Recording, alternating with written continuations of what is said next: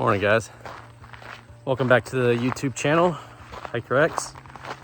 This morning I'm hiking out to the Root Burn Trail. That's what this video is going to be all about. And it's like a 32 or 34K hike through the Southlands, like out to Milford Sound in the Southern Alps of New Zealand. If you're not familiar with it, maybe you are, and that's why you came to this video. Not sure, but welcome. If you guys enjoy the rest of this video, don't know if I'll talk much. I'm not really sure. Sometimes I talk a lot in videos, sometimes I don't talk very much at all. But this is my view for this morning. So we got 6Ks to the start, so that adds on an extra to that 34, but maybe someone will pick us up on the way. We'll get a hitch, because I already hitched twice to get to this spot. So let's do it.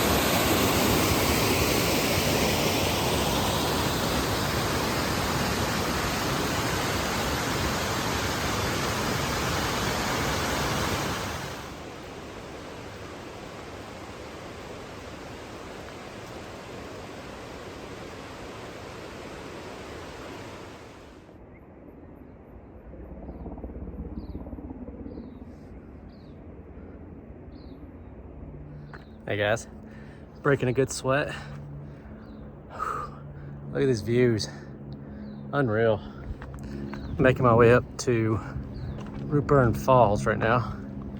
See how that goes. Not sure where I'm sleeping the night, as always. We'll find out that as well.